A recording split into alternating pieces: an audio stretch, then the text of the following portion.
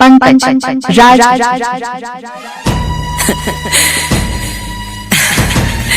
हो गया तेरा प्यार, खेली ना मेरे दिल के साथ। हाँ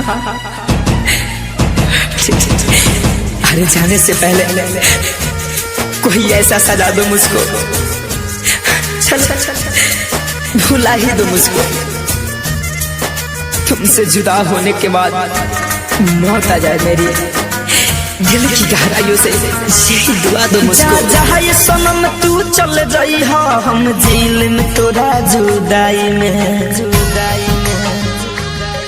ना जिक्र मोहब्बत के होई तुहरा जैसन हर जाई के।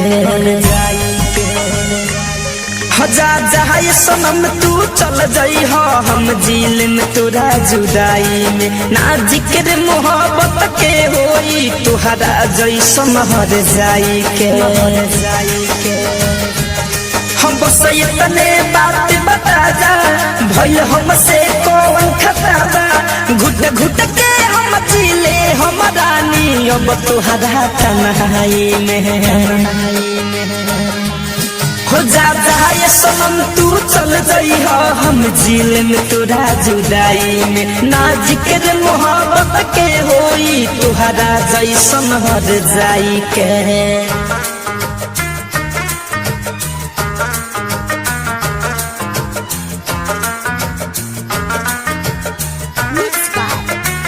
पंकज राज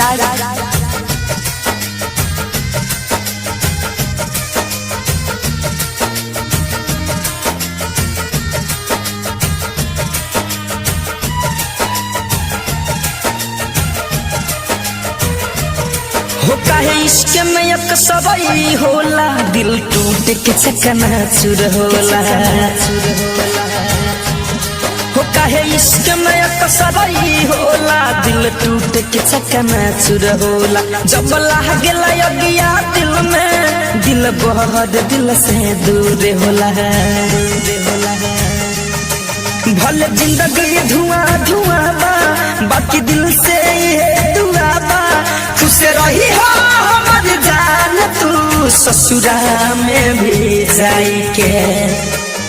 मरा अमर जहाँ ये सनम तू चल जाई, हाँ हम जेल में तोरा जुदाई में ना जिक्र मोहब्बत के होई तुहरा जैसन हर जाई के।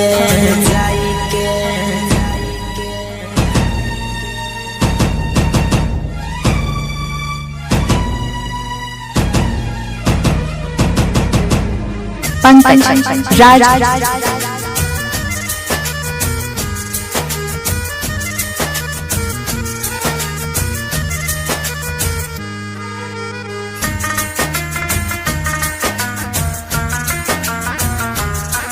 जननी ना जान बदल जाइबू, दिल तूर के ऐसे चल जाइबू।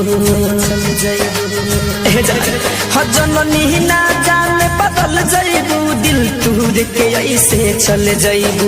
बन के सपना धमंजय धड़कन के दिलवाला